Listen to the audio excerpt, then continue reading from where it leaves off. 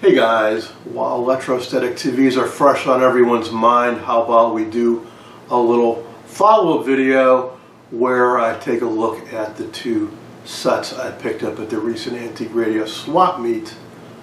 And I also have a Canadian version with something a little unusual I'd like to show you. But first, I want to tell you a little bit about the background of making that series. See, I originally started making it about 2 years ago. The same time I was doing the beginner's guide to magnetically deflected sets, but I never published it. In fact, I ended up deleting all that footage. So what happened with that? Well, it was another Admiral set, and I didn't take my own advice. When I initially examined the chassis, I noted that the 5Y3 rectifier for the B plus for the set had failed catastrophically. One of the plates inside had melted, and I saw a little discoloration around the power transformer. And when I checked the main filter electrolytic cap, it was dead shorted. So I'm sure what happened is that it was, while it was operating, or at some point somebody plugged it in and turned it on with that filter cap shorted, and it roasted the 5Y3 tube till it died, and probably made the power transformer pretty darn toasty, and the wax or tar inside started melting out. However, I pulled the tube out, I powered it up, and all the tube filaments lit up, and I checked the secondary voltages, and they seemed okay. Did a basic recap, put a new 5Y3 in, got some life out of the set. So I kept going, to the point where I got a raster. I got some sort of an image on the screen, but then things started going south. The image got unstable, B plus was dropping, and I was troubleshooting the audio circuit, the IF circuit, the audio amp circuit, not thinking that hey, maybe there's something wrong with this set. Maybe that power transformer got damaged. And I finally noticed that, yeah, I was getting pretty toasty, so I abandoned it. So what very likely happened is the power transformer was damaged, maybe a shorted turn in the secondary or insulation breakdown. It wasn't getting red hot, but it was clearly not happy, which was affecting the voltages in the set. I could have replaced the power transformer or maybe carried on, but I'd spent so much time on it, I got frustrated and just gave up on it. And I'll use that. Actually, I have been scavenging parts from that chassis for other projects. So that's what happened with that. I planned on doing it quite some time ago, but I got a little discouraged and gave up on it. But anyways, let's take a look at those two 19A12s I just picked up. Yeah, you heard me right, 19A12. They're commonly referred to as 19A11s, but the 11 is the brown version, 12 is the black Bakelite version. They both use a 19A1 chassis. But before we look at that, let's take a look at this guy over here. Now this is a Canadian version. I helped somebody out in Canada a while ago and swapped some parts for these types of sets, and he shipped this to me. What's amusing about it, I think, is the ginormous power transformer, because this is designed for, I believe it's 20 hertz operation, something like that, from the Niagara power station, I believe it is. I've seen a few sets from that area over the years, and they all have power transformers that are double the size, 25 hertz, that's what it is, 25 hertz. They're about double the size of a normal power transformer. Now, can you use this on 60 hertz? Yes.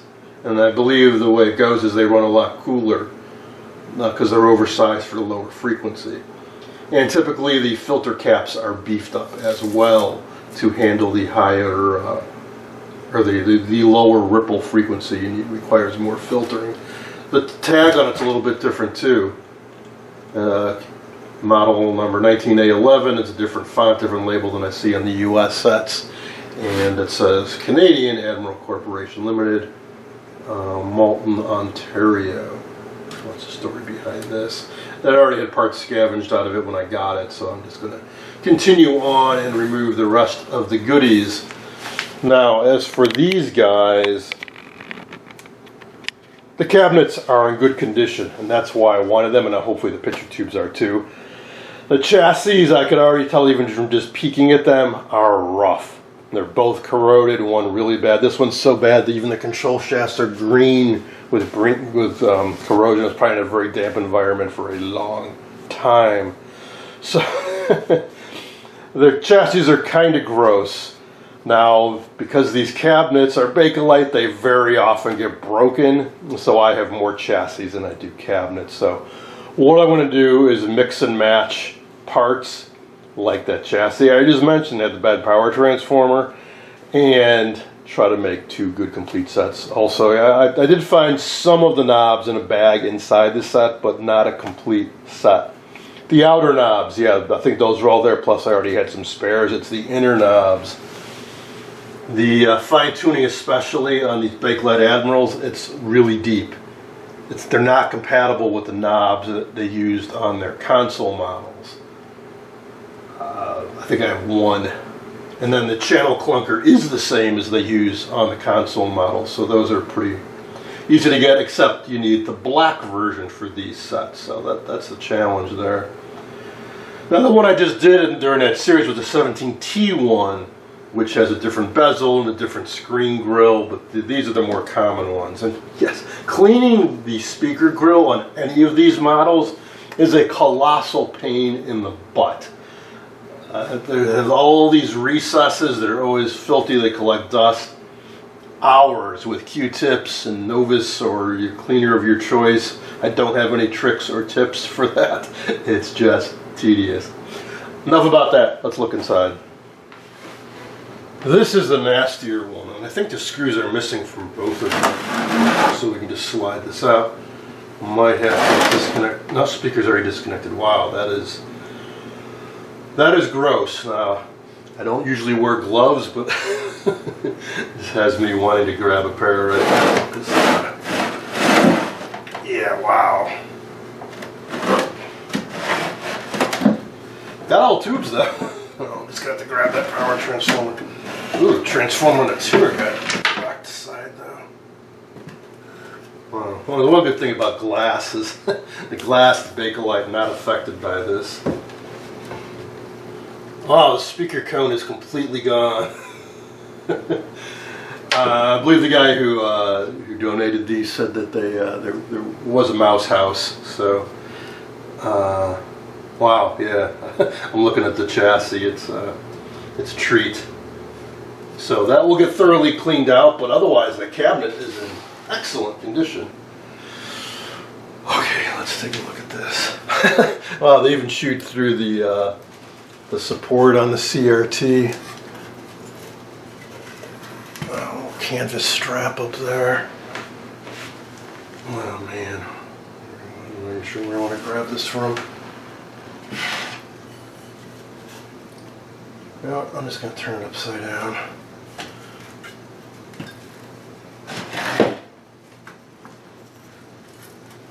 There we go. Doesn't look too horrible, but let's dive in for a closer look. Now, sure, if this was some super rare, valuable set, or you really wanted the challenge, by all means, drill out all the rivets, unmount everything from it, throw it in a vat of acid, or bead blast it, remove all the corrosion, put it all back together. But man, you can see that rodents chew the insulation off the wire, and the wire down below is not corroded. These controls, I think, are beyond salvaging. Been worked on a little. Of course, what's been worked on, the high voltage caps. There's an extra one for some reason. And you can see there's a Chicago Television Corporation one down there. That's an Admiral part number. But I think these 3 big guys and those 2 little ones have all been replaced. Otherwise, I think it's all original. It's hard to tell, of course, because some of these parts have been gnawed on so much the paper covering's gone. Oof. But yeah, all that aside, glass. We can clean glass, it'll be fine. We can check that picture too. Now I'm kind of thinking, I'll go through my stock of chassis that I have, but maybe it would be amusing to resurrect this one. And I'm sure some of you are going to say, yeah, go for it. But you know. Time is a limited resource, so I'll think about it. But no, I am not going to restore this chassis, that's for sure. I'll just scavenge what I can. So what would I scavenge from one of these sets?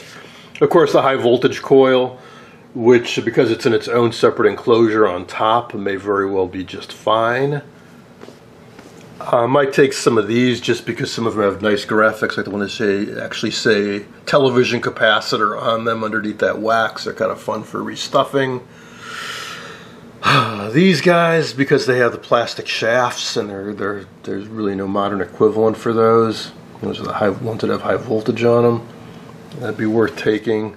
These controls, I'm a little wary because they're so gross. Plus, these are just conventional potentiometers, nothing too special there. This guy, though, that is your contrast. It's the cathode resistor on the video output tube, so it's a wire wound pot. That's a little unusual too, plus these have longer shafts, so the same with this guy. So in spite of the corrosion, and because these are made kind of for this set, those would be worth taking. The tuner, yeah. That transformer is specific to this set. That's worth taking. That's a filter choke, kind of generic, but you know, it could be used in this or other projects. Otherwise, that transformer and that transformer, those are used in that horizontal amazing circuit that uses one triode to do the entire oscillator and output push-pull stage. Those are also unique to this set. Grab those. That's about it. You might want the audio ratio detector transformer, but that's not anything too exotic. Alright, let's take a look at the other chassis. This one doesn't look as bad. Unfortunately, the speaker is also completely trashed. The cone is completely gone. This is the remains of the bezel that would have gone around the CRT. This happens with early Motorola sets, especially. The type of foam they used back then just does not stand up to the test of time. So yeah, that's garbage. But you know, that's not so bad. Looks like the worst corrosion is actually on the CRT shield.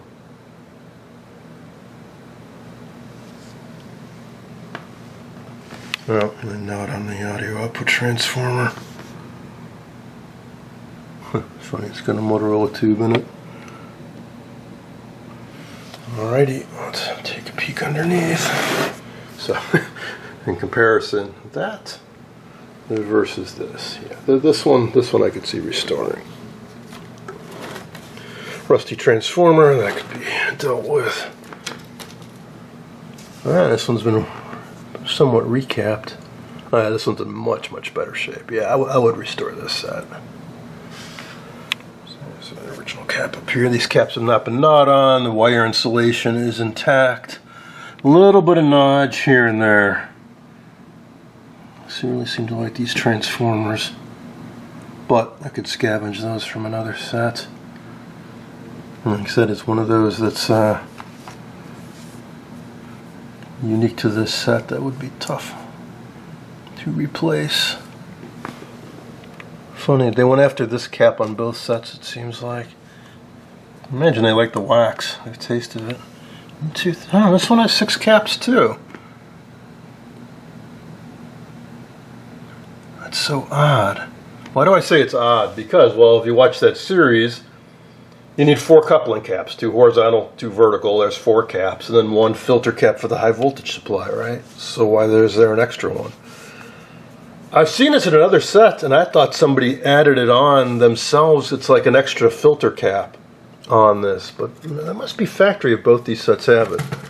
And these are the later version. I should have mentioned that. These are 19A1-SA or something like that, with the 45-degree angle power transformer. So these are both the later versions. So I guess they did add an extra cap in later versions. All right. The only way you learn this stuff is just by looking at a lot of these chassis. But yeah, that's cool. Oh, Clearly somebody was working on this. Why did I immediately say it was recap? Because of these blue guys. They're just sticking out here.